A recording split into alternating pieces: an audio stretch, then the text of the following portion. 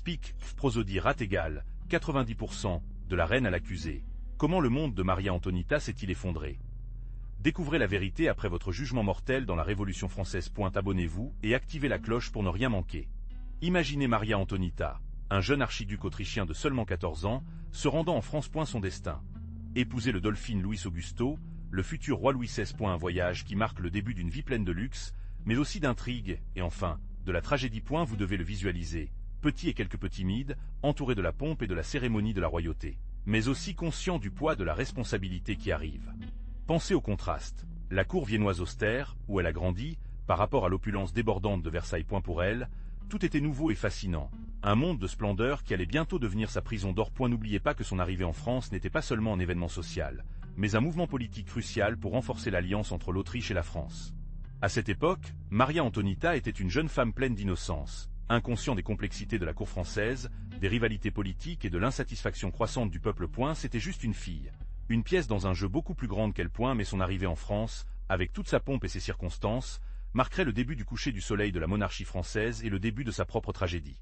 Vous êtes arrivé à Versailles, un palais qui vous laissera essouffler. Imaginez l'immensité de l'endroit, les jardins parfaitement prudents, les sources qui poussent l'eau cristalline. Vous êtes entouré d'un luxe excessif, d'or et de soie, de miroirs qui reflètent infiniment l'opulence de la cour. Chaque détail, chaque meuble, chaque peinture, respire l'histoire et la puissance. Et vous, au centre de toute cette splendeur, vous êtes maintenant un morceau clé de ce jeu de puissance complexe.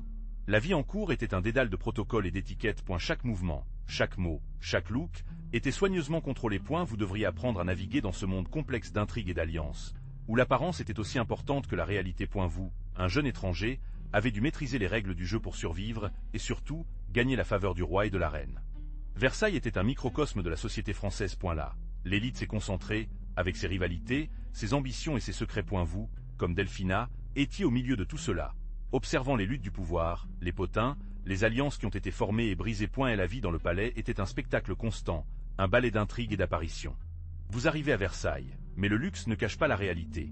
Votre mariage avec Louis XVI était une alliance politique, une union forcée entre deux royaumes. Lui, un roi timide et réservé, plus intéressé par le serrurier que par le gouvernement. Vous, un archiduc autrichien, jeune et avec leur propre cour, visant à assurer la paix entre la France et l'Autriche. L'amour, ce sentiment humain, était une possibilité éloignée. Et la vie en cour, plutôt qu'un conte de fées, est devenue un réseau complexe d'intrigues et de protocoles.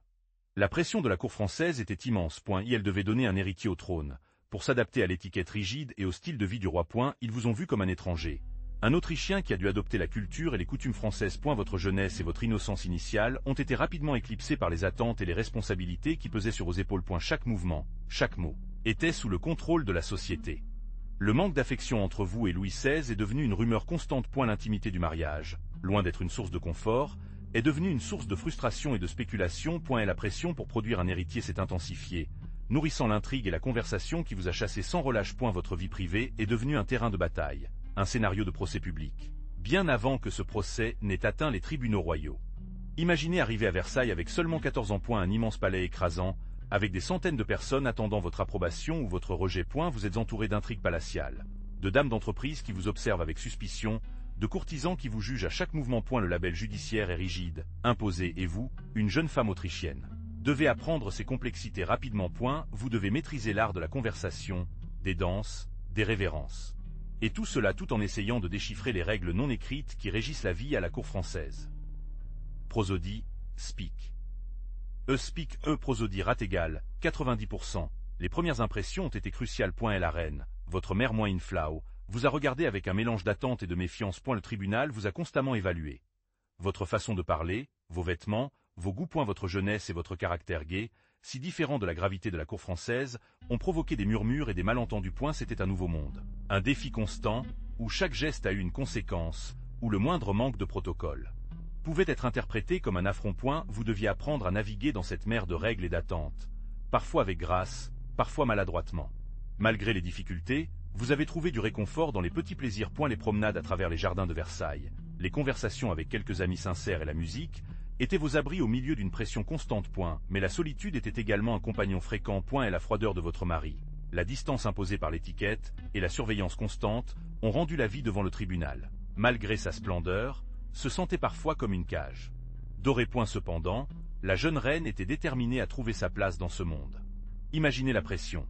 Chaque geste, chaque mot, chaque sourire a été observé, analysé, interprété. Vous devez être l'incarnation de l'élégance, de la grâce, de la royauté, mais sans apparemment éloigner, arrogante ou, pire, faible. Un équilibre impossible à maintenir, une lutte constante entre l'image qui était attendue de vous et de la personne que vous étiez vraiment. Votre robe, vos bijoux, même la façon dont vous avez peigné, transmettent des messages. Chaque détail a été calculé pour projeter une image spécifique. Pouvoir, richesse, mais aussi compassion et dévotion. Le tribunal était une scène et vous, son actrice principale, obligée de jouer un rôle qui était parfois grand et lourd. Les lettres que vous avez écrites, les portraits qui vous ont peints, même les rumeurs qui vous ont étendues sur vous, tout a contribué à forger votre image publique. Les intrigas, les envies, les harces, chaque action, chaque décision a été jugée sous une loupe implacable, destinée à définir votre héritage, bien avant l'arrivée de votre fin.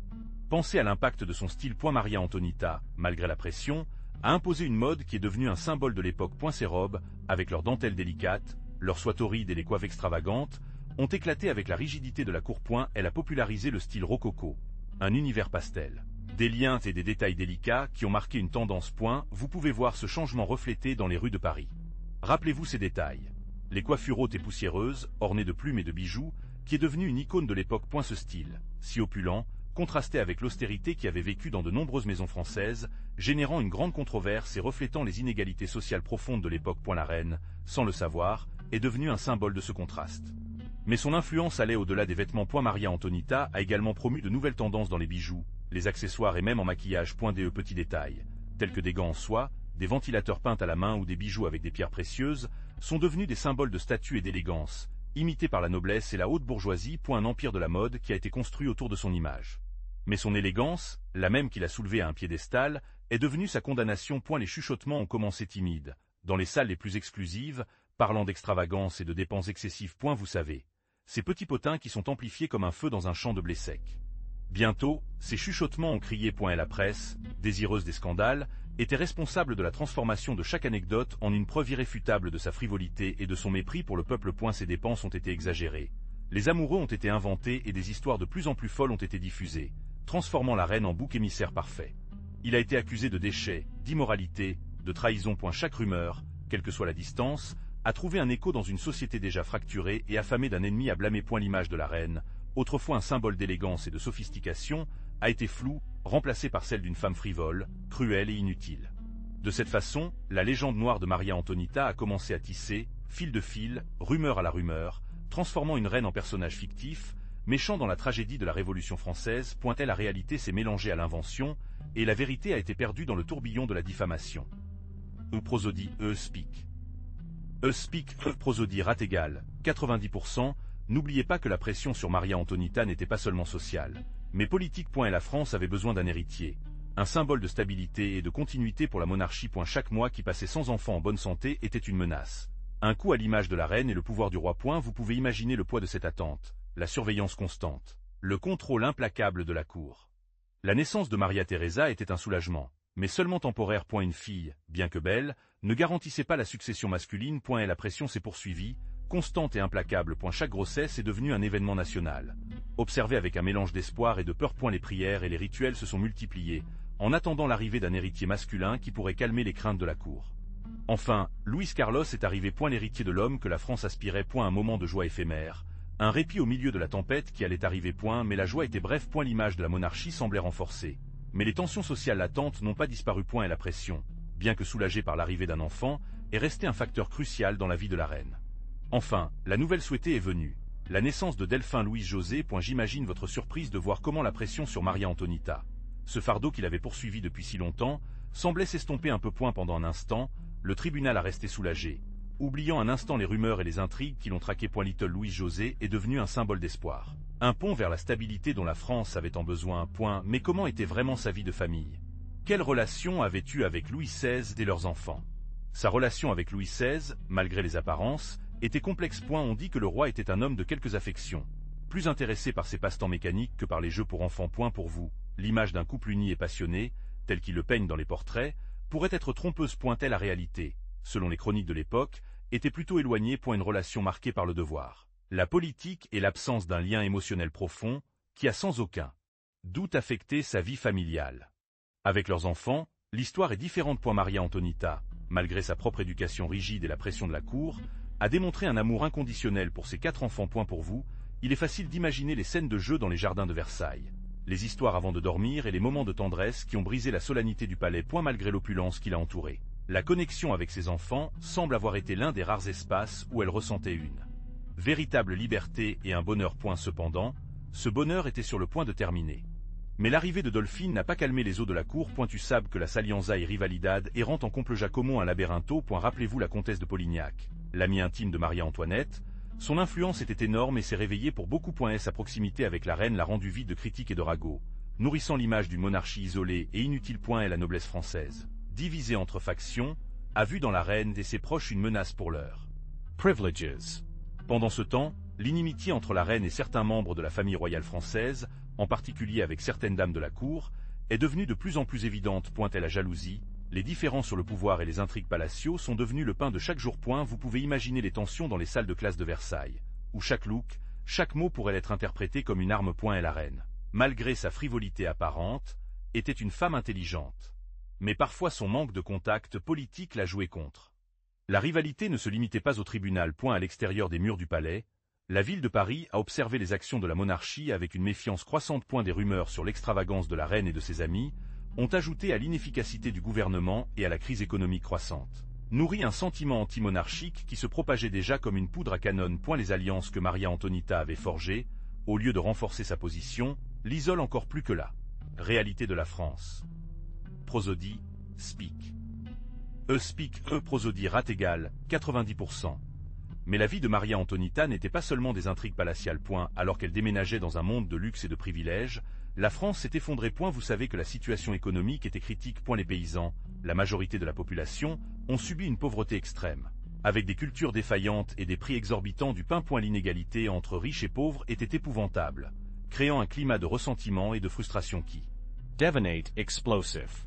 Le système fiscal français était injuste et inefficace. La noblesse et le clergé, y compris la propre famille de Marie-Antoinette, étaient exonérés de nombreuses taxes, tandis que les gens plats portaient le poids de la dette nationale. Cette situation a exacerbé l'écart social, provoquant un sentiment d'injustice généralisé. Et la reine, en dehors de la réalité que beaucoup de ses sujets vivaient, est devenue un symbole de cette opulence et des déchets que les gens percevaient comme un affront à leur souffrance. Ajoutez à cela l'inefficacité du gouvernement, incapable de résoudre les problèmes économiques et sociaux avec des solutions efficaces. Le manque de nourriture, l'augmentation des prix et l'oppression politique ont nourri la flamme de la révolution. Le mécontentement populaire a grandi de jour en jour, devenant une véritable menace pour la monarchie française. Vous vous demanderez comment elle pourrait arriver à ce point. Et la réponse est complexe. Mais la graine de la révolution était déjà plantée. Alors que vous avez vu Maria Antonita entourée de luxe, une nouvelle vague d'idées Baria France. Et la pensée éclairée, avec ses philosophes comme Rousseau et Montesquieu, a remis en question le pouvoir absolu des rois. On a parlé de la souveraineté populaire, des droits naturels et de la séparation des pouvoirs. Ces concepts, diffusés à travers des livres et des salles, se sont semés la graine de la révolution dans l'esprit de beaucoup. L'idée que le roi n'était pas un être divin, mais un dirigeant soumis aux lois, était révolutionnaire. L'opulence de la cour, le gaspillage d'argent public et les inégalités sociales ont été critiqués. Vous pouviez voir comment ces idées, initialement diffusées parmi l'intellectualité, ont commencé à pénétrer dans les couches plus larges de la population, nourrissant le mécontentement. Pour beaucoup, la monarchie absolutiste n'était plus une institution légitime. Son droit divin de gouverner et une plus grande participation du peuple à la prise de décision a été remis en question. L'illustration a fourni le cadre théorique pour justifier la rébellion contre la monarchie, arguant que le pouvoir réside dans le peuple et non dans un roi. Alors que les idées des Lumières ont germé dans l'esprit des intellectuels, la France a parlé sous le poids d'une profonde crise financière. Vous avez déjà vu le luxe débordant de Versailles. Mais derrière cette luminosité, la réalité était sombre. Des décennies de dépenses excessives de la monarchie avaient vidé les coffres royaux. Les déchets dans les parties somptueuses, les palais opulents et les bijoux éblouissants sont devenus un saignement constant pour l'économie française. Les impôts sont principalement tombés sur la population, les paysans et la classe ouvrière les plus vulnérables. Alors que la reine a connu une vie d'opulence, le peuple français a souffert de rareté de nourriture, de faim et de misère. Le prix du pain, la nourriture de base de la population, les coups de pied, provoquant des protestations et des perturbations constantes dans les rues de Paris et d'autres villes. L'écart entre la richesse extravagante de la cour et l'extrême pauvreté du peuple est devenu de plus en plus insupportable. Le déficit budgétaire est devenu incontrôlable et le gouvernement tente de le résoudre, comme l'imposition de nouvelles taxes, n'a fait qu'aggraver la situation. Le manque de réformes économiques et la résistance de la noblesse à contribuer financièrement ont contribué à l'instabilité du pays. Et la situation économique est devenue un polvorin sur le point d'exploser. Nourrir le mécontentement social et la demande croissante de changement. Vous pouvez voir comment l'opulence de quelques-uns est devenue la conviction de beaucoup. Rappelez-vous l'opulence de Versailles, le contraste brutal avec la misère du peuple. Cet abîme, cette inégalité, était le fusible qui a déclenché la révolution. Et la famine a fouetté les rues de Paris. Le pain est devenu un luxe inaccessible pour beaucoup. Le peuple, désespéré, a commencé à se rencontrer, à murmurer, à exiger des changements. Le mécontentement était palpable, un volcan sur le point d'éclater. Prosodie, speak. Speak, prosodie rate égale, 90%. La prise de la Bastille, le 14 juillet 1789, a été le symbole de l'éclatement de la violence. Ce n'était pas un acte planifié, mais une explosion de la colère populaire. Et la prison, symbole de réel pouvoir, est tombée à la fureur de la foule. Le sang a commencé à courir. Un présage de la violence qui viendrait. Vous imaginez la peur que Paris ait dû voyager ce jour-là, le chaos et l'incertitude. La peur s'est propagée comme une poudre à canon. Les nobles se sont enfuis. La noblesse craignait leur vie et leurs privilèges. Et la ville, habilitée par la chute de la Bastille, a été organisée en milices, créant un climat de terreur et de surveillance constante. Les rues sont devenues un champ de bataille, où la justice populaire, souvent brutale, a été imposée. Vous pouviez sentir la terreur dans tous les coins, l'incertitude de demain. N'oubliez pas que l'abîme, cette inégalité, la tension était palpable. Paris bouillit. Et puis, le 14 juillet 1789, la foule, conduite par le désespoir et la soif de la justice, est allée à la Bastille. Cette force, un symbole de pouvoir réel et d'oppression, est devenue l'objectif de la fureur populaire. C'était plus qu'une prison. C'était un symbole de tout ce qui n'allait pas en France. Bastille n'était pas une bataille propre. C'était une confrontation chaotique, pleine de violence et de confusion. Les gardes royaux, dépassés en nombre et démoralisés, ont résisté à ce qu'ils pouvaient, mais la détermination de la foule était inébranlable. Et la chute de la Bastille n'était pas seulement un triomphe militaire, mais un triomphe symbolique, un message puissant qui a résonné dans toute la France. La nouvelle de la chute de la Bastille s'est étendue comme une poudre à canon. Pour vous, c'était un événement transcendantal. Elle a marqué un tournant dans la Révolution française. Elle représentait la défaite de l'Ancien Régime, la fin de l'absolutisme monarchique. Soudain, le peuple a estimé qu'il avait le pouvoir, qu'il pouvait contester l'autorité et revendiquer leurs droits. Rappelez-vous la chute de la Bastille. Maintenant, imaginez Louis XVI, Maria Antonita et ses enfants, dépouillés de sa majesté, enfermés dans le palais des Tuileries. Ce n'étaient plus des rois, mais des prisonniers de la Révolution. Les pièces somptueuses, avant un symbole de pouvoir, étaient maintenant une cage dorée, un rappel constant de leur chute de honte. Le luxe s'estompa, remplacé par l'incertitude et la peur. Le palais, un témoin silencieux de siècles de l'histoire réelle, est devenu sa prison. Chaque coin, chaque salle, chuchotait des histoires de splendeur passée, contrastant désormais brutalement avec la réalité de son confinement. L'opulence a été tachée par l'ombre croissante de la Révolution, qui leur a été implacable et inexorable. Le luxe est devenu une charge lourde, un rappel constant de sa position privilégiée, mais éphémère. Ces jours, avant les danses, les fêtes et le pouvoir, étaient maintenant réduits à une existence monotone et gardée. Chaque étape, chaque mot était contrôlé. Et la famille royale, habituée à la liberté et au luxe, a fait face à la dure réalité de l'incertitude et de la menace constante. Palaciga opulence est devenu un rappel cruel de sa perte, un scénario oppressif pour sa captivité. La révolution avait commencé. N'oubliez pas l'oppression, la tension croissante. Ensuite, ils ont décidé de fuir. Une évasion clandestine, un pari désespéré pour récupérer sa liberté et son règne. À minuit, dans une voiture déguisée, vous les voyez. Louis XVI, Maria Antonita et ses enfants se sont lancés dans une aventure dangereuse envers Varennes. Le plan était simple, mais l'exécution, tout sauf simple. Imaginez la tension dans l'environnement. Chaque craquet des roues, chaque ombre qui a traversé son chemin, a transformé le vol en course contre le temps. Vous ressentez l'angoisse, l'incertitude, la pression de savoir qu'à tout moment elles peuvent être découvertes. Le poids de la couronne, maintenant un ballast qui les empêche de progresser librement.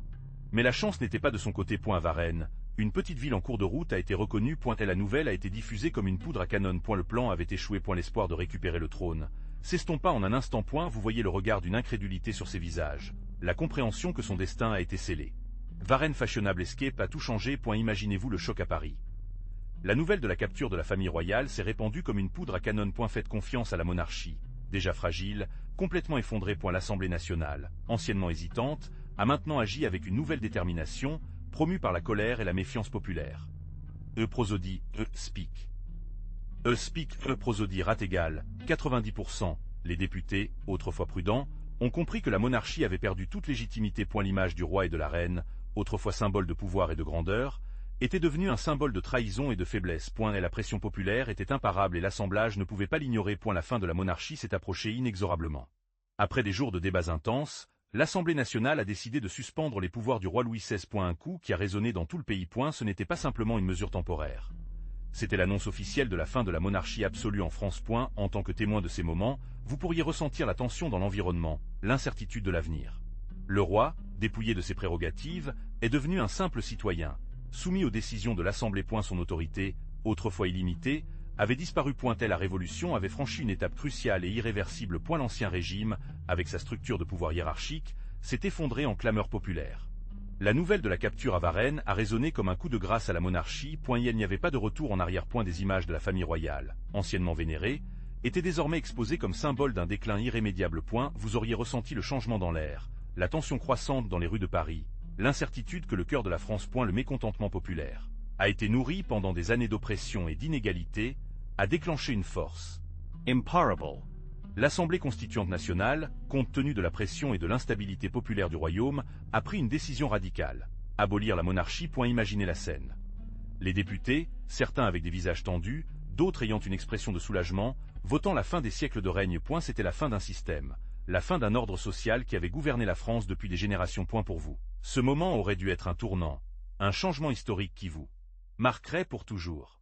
Le 21 septembre 1792, la première République française a été proclamée. Une nouvelle aube, chargée d'espoir et de peur à parts égales. La chute de la monarchie signifiait la fin de l'ancien régime, la fin des privilèges de la noblesse et du clergé. Pour vous, cela représentait une nouvelle opportunité, un nouveau départ.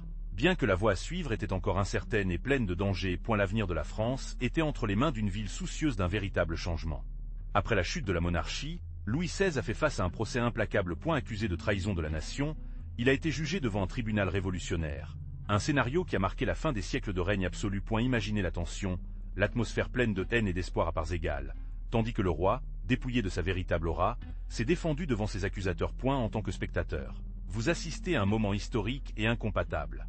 Le procès était une farce. Et la condamnation, un verdict écrit bien avant son début. Les preuves présentées ont été manipulées. La défense, inefficace. Notez comment la machinerie révolutionnaire, implacable et efficace, a dirigé le cours de l'histoire, condamnant le roi à une mort sûre. Son destin était scellé. Mais que ressentait-il à ce moment-là? Repentir? Démission? Le 21 janvier 1793, la guillotine attendait. Louis XVI, devant le roi de France, se dirigea vers sa mort avec une dignité inattendue. Visualisez la scène. La place publique encombrée, le silence sépulcral avant la chute, la tête du roi qui roule dans le panier. Une fin brutale pour un règne qui a marqué une époque. Vous avez présenté la fin d'une époque, le triomphe de la Révolution et le début d'un nouveau chapitre, sanglant et plein d'incertitudes.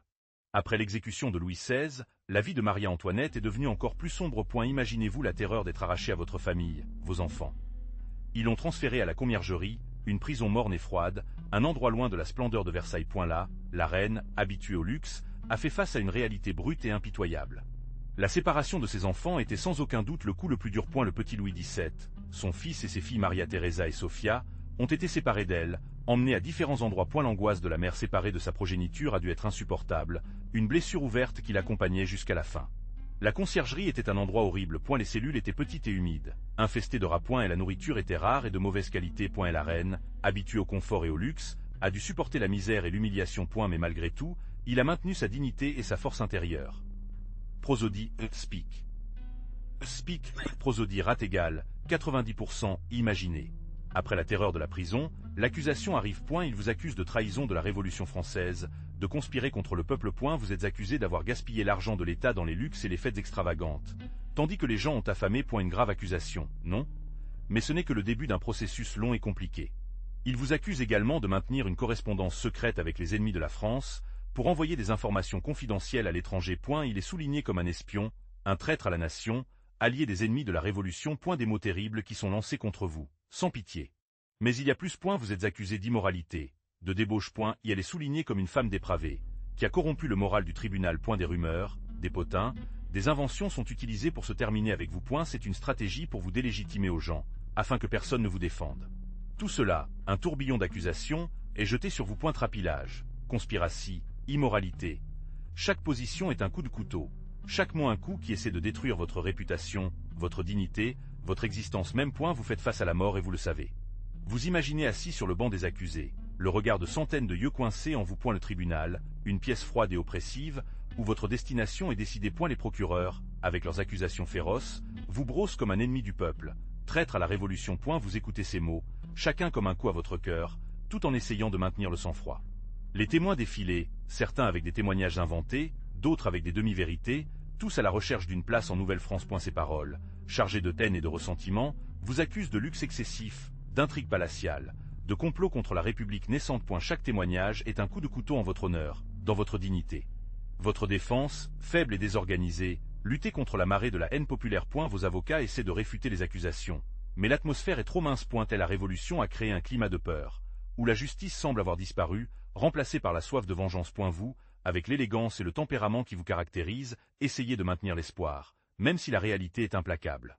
Imaginez la pression, l'atmosphère chargée dans la pièce. Non seulement vous affrontez les procureurs, mais l'ombre puissante des Jacobins. Ils, les dirigeants de la Révolution, qui gèrent les fils du pouvoir, observent chaque mouvement, chaque mot. Son influence se profile sur le procès en tant que tempête imminente, conditionnant le développement du processus, et surtout, le verdict final.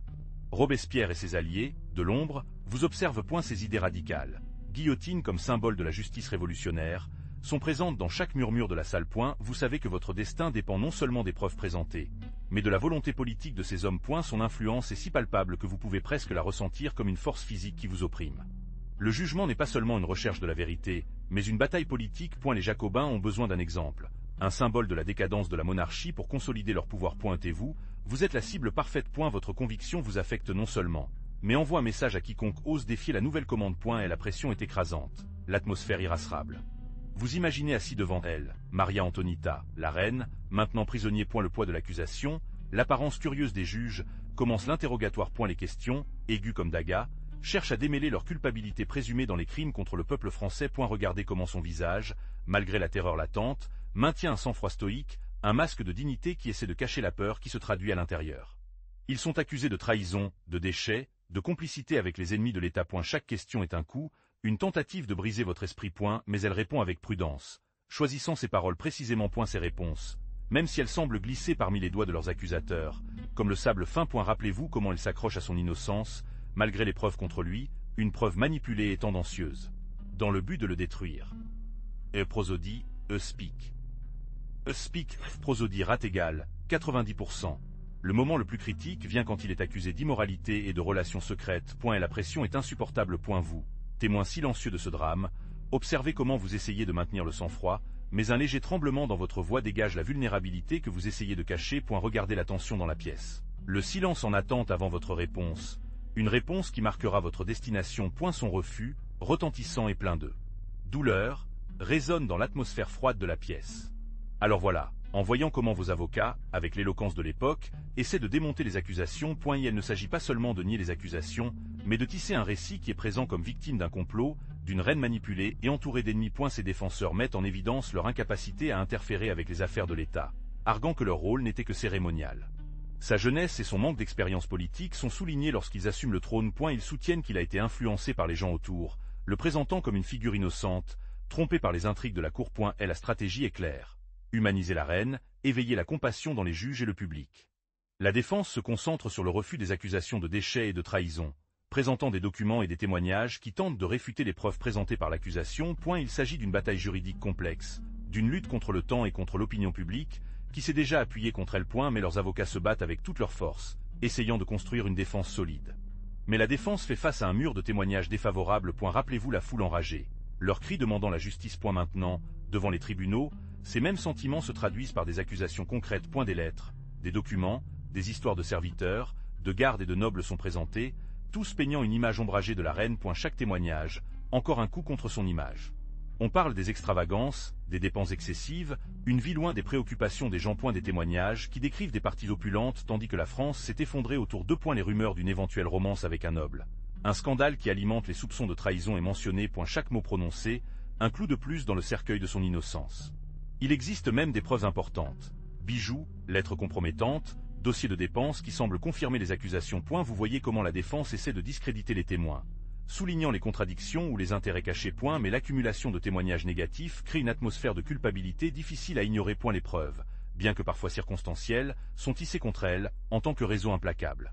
Vous verrez comment, avant l'avalanche d'accusations, le masque de force que Maria Antonita avait maintenu depuis si longtemps a commencé à craquer. Ses réponses, avant fermement et stimulantes, sont devenues hésitantes, dans des silences inconfortables qui ont prononcé plus de 1000 mots. Vous observerez la tension sur ses épaules, la pâleur sur son visage, la façon dont ses mains étaient entravées nerveusement. Et la pression était immense, écrasante, et a commencé à laisser sa marque sur la reine. Vous vous rendrez compte à quel point leurs yeux, avant brillants et pleins de vie, reflètent maintenant une fatigue profonde, une tristesse écrasante. Ses réponses sont devenues de plus en plus courtes, évasives. Ses paroles juste un murmure. Il était évident que la pression la portait, consommant son énergie, sapant son esprit. Cette femme, si habituée au luxe et au pouvoir, était désormais complètement non protégée, à la merci de la fureur de la foule et de la machinerie implacable de la révolution. N'oubliez pas que l'accusation était implacable, et chaque question, chaque témoignage, était comme un autre coup à son esprit déjà affaibli. Le manque de sommeil, une mauvaise alimentation et une menace constante de mort avaient fait un péage. L'image de la reine puissante et imperturbable s'estompa à chaque soupir, chaque déchirure contenait. Dans ces moments de fragilité, la vraie Marie Antonita, une femme humaine vulnérable, la proie à la peur et au désespoir, a été vue. Mais observez bien, parce que même dans ces moments de fragilité, son esprit a refusé de se plier avant le tribunal. Son regard, bien que peut-être un peu plus, est resté fixe et stimulant. Elle ne s'est pas cassée, il n'a pas demandé de clémence, il n'a pas plaidé. C'était toujours la reine, même si son royaume était réduit à la cellule froide où ils l'ont enfermé. Prosodie speak. Speak prosodie rat égal, 90%, son silence, souvent interprété comme de la culpabilité, était en fait une stratégie. Un bouclier contre la manipulation, un moyen de protéger sa dignité devant le maelstrom des mensonges et de la calomnie qui l'entourait. Elle savait que tout mot mal interprété pouvait être utilisé contre elle et a opté pour la prudence par la réserve. N'oubliez pas que la force de Maria Antonita n'était pas l'arrogance d'un souverain intouchable, mais la résistance stoïque d'une femme confrontée à une situation inhumaine. Son courage s'est manifesté dans l'immobilité, dans la fermeté de son regard, dans son refus de s'abaisser devant ses accusateurs. C'était une force silencieuse mais inébranlable. Et puis le moment est venu. Le silence dans la pièce était si dense que vous pouviez presque toucher. Vous, observant par la foule, demandez-vous si Maria Antonita a déjà ressenti le poids de l'attente, le poids de tant de regards fixes sur elle, la jugeant, la condamnant avant même que les mots ne soient prononcés. Le verdict s'est approché. Un point final vers une vie de luxe et de privilèges, maintenant transformée en cauchemar. La voix du juge résonna, coupant la tension. Chaque syllabe, chaque mot, pesait comme une dalle au cœur des condamnés. Et la culpabilité a été incontestable pour le tribunal. Un jugement sommaire, rapide et cruel, qui a condamné la reine, autrefois un symbole d'opulence, à une fin tragique et inévitable. Vous ressentez un froid lorsque vous écoutez la phrase, un mélange d'horreur et de fascination. La mort condamne. Et la phrase a grondé dans la pièce. Un écho qui résonnerait à travers l'histoire. Guillotine, symbole brutal de la Révolution, attendu. Pour vous, spectateurs, il est difficile de comprendre l'ampleur de ce qui s'est passé. Une reine, symbole de pouvoir et d'élégance, réduite à un simple condamné, prêt à être exécuté. Est la fin d'une époque, le début d'un autre marqué par le sang et la violence. Le bourreau, une sombre silhouette enveloppée dans l'obscurité du matin, s'est approché. Vous, au milieu de la foule, ressentez un froid quand vous voyez comment la reine a attaché la reine. Son visage, pâle et sereine, reflète un mélange de démission et une paix étrange. Un moment éternel, où le temps semble s'arrêter avant l'inévitable chute. La feuille de guillotine brillait sous le soleil levant, froid et mortel. Un silence sépulcral est tombé sur la place. À ce moment-là, avant le coup final, quelle pensée traverse l'esprit de la reine? Vous imaginez un tourbillon de souvenirs, d'une vie transformée en un instant. Un coup sec, rapide et implacable. Et la foule contenait un souffle. En un instant. Tout s'est terminé. Et la tête de la reine, séparée de son corps, roula sur le sol. Et la scène, brutale et définitive, a été enregistrée à jamais dans la mémoire de tous les présents, y compris le vôtre. Guillotine tombe. Silence sépulcral reprend le carré. À ce moment, au-delà de l'horreur immédiate, une autre histoire commence. Celle de son héritage. Vous, un témoin silencieux de cette fin tragique, commencez à comprendre que la mort de Maria Antonita n'était pas seulement la fin d'une vie, mais le début d'un mythe. Un mythe qui transcenderait les frontières de la France, et que même aujourd'hui, des siècles plus tard, continue de nourrir les débats et les fascinations. Son image, transformée par la propagande révolutionnaire en un symbole d'opulence et de désintégration de la monarchie, devient une épée à double édition. Alors que certains se souviennent d'elle comme une reine frivole et insensible, d'autres la voient comme une victime de la Révolution, une femme sacrifiée sur l'autel de l'idéologie. Vous faites maintenant partie de ce réseau complexe d'interprétation, capable d'apprécier la multiplicité des perspectives sur votre vie. Son histoire, transformée en légende, inspirerait des romans, des opéras, des films et des œuvres d'art tout au long des siècles. Du point de vue actuel, vous pouvez analyser son impact sur l'imaginaire collectif, comment leur vie, marquée par le luxe, l'intrigue et la tragédie, est devenue un miroir qui reflète les complexités du pouvoir et des révoltes sociales. Et sa mort, brutale et publique, est devenue un symbole durable de la Révolution française. Vous, observant à distance, voyez comment l'image de Maria Antonita commence à se transformer. Et la reine renversée, la femme accusée de déchets et de frivolité, devient, petit à petit, un mythe. Et la propagande révolutionnaire la peinte comme une figure méprisable, un étranger qui s'est moqué du peuple français. Mais était-ce vraiment comme ça? Prosodie speak. Speak, prosodie rate égale 90%. L'histoire officielle, écrite par les vainqueurs, était responsable de la diaboliser. Ses dépenses ont été exagérées. Des anecdotes ont été inventées pour la dépeindre comme une personne frivole et insensible à la souffrance du peuple. Mais ces histoires reflétaient-elles la vérité complète ou juste une partie? Pratique pour l'histoire révolutionnaire? Au fil du temps, le mythe de Marie-Antoinette a évolué. D'après le méchant absolu, il est devenu un symbole de l'opulence perdue, une figure tragique et romantique. Le romantisme, avec sa fascination pour la rébellion et la souffrance, a réécrit son histoire, l'humanisé et la création d'un personnage plus complexe. Les accusations ont été oubliées, leurs souffrances ont été soulignées. Et sa fin, à la guillotine, est devenue une image puissante de l'injustice. Du mythe au martyr, l'image de Maria Antonita s'est reflétée sur la toile et le stylo. Notez comment les peintres, après son exécution, l'ont représentée non seulement comme la reine renversée, mais aussi comme une victime, une figure tragique enveloppée dans une aura mélancolique. Ces portraits après la Révolution s'éloignent de la splendeur de ses premières années, montrant une femme plongée dans la réflexion, parfois avec un look pénétrant qui défie le spectateur. Ces peintures, chargées de symbolisme, deviennent le reflet des différentes interprétations de leur vie et de leur mort. La littérature, quant à elle, n'était pas loin derrière. Les romans, les poèmes et les pièces ont fait d'elle un personnage récurrent, souvent idéalisé ou diabolisé selon le point de vue de l'auteur. N'oubliez pas que son histoire s'est prêtée à de multiples interprétations, et chaque écrivain l'a modelée à volonté. Reflétant les préjugés et les croyances de leur temps. Certaines œuvres le présentent comme une figure innocente piégée dans une situation politique complexe, tandis que d'autres le décrivent comme une femme frivole et irresponsable, coupable du malheur de la France. Ainsi, l'image de Maria Antonita dans l'art devient un jeu complexe de miroir, où la réalité historique est mélangée à la fiction, et la reine devient un symbole, le reflet des passions et des contradictions d'une époque convulsive. En tant que spectateur, vous pouvez apprécier comment l'interprétation artistique de sa vie a évolué au fil du temps, s'adaptant aux différentes sensibilités et perspectives. Et la reine condamnée est toujours en vie, non seulement dans la mémoire collective, mais aussi dans les pages des livres et dans les traits des artistes.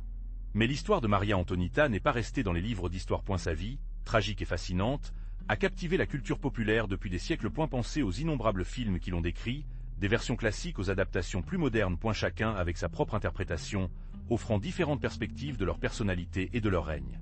À la télévision, il a également eu une présence remarquable, que ce soit en tant que personnage principal ou secondaire dans les séries historiques ou même dans des productions de fiction plus libres. Rappelez-vous ces scènes, ces moments à l'écran où la figure de Marie-Antoinette devient le centre d'attention, parfois glorifié, d'autres fois critiqué, mais toujours fascinant.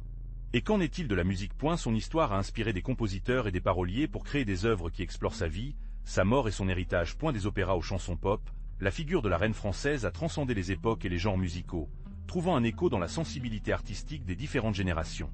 Mais que savons-nous vraiment de Maria Antonita?